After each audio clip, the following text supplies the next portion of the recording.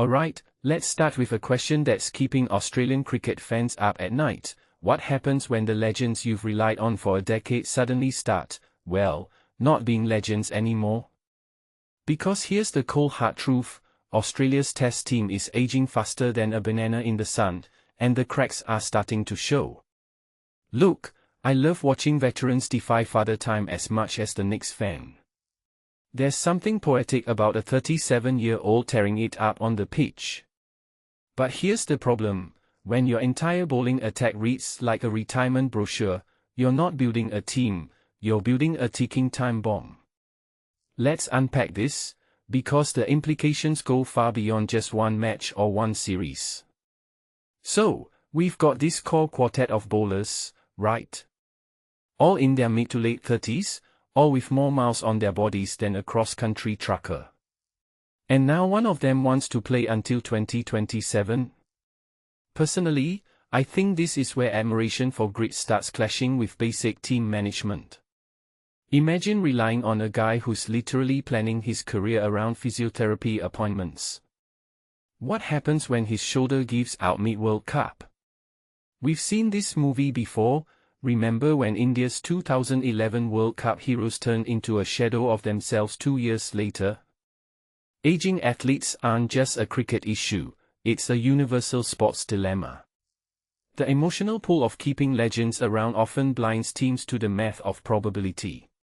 But here's the twist I find fascinating, this isn't just about physical decline. It's about psychology. These players have spent 15 years mastering conditions, reading batsmen, and adapting to every pitch. Their experience is invaluable, until it isn't. Because here's what many fans don't realize, mental sharpness fades differently than physical ability. A 39-year-old might still spot a reverse swing before it happens, but can they react to it? There's a reason you see more rookies in T20 leagues. They're not just cheaper, they're less predictable. The deeper issue here is Australia's cricket culture. They've built this identity around relentless aggression and mental toughness, but when your roster is basically a retirement party, how do you maintain that edge? Let's zoom out for a second.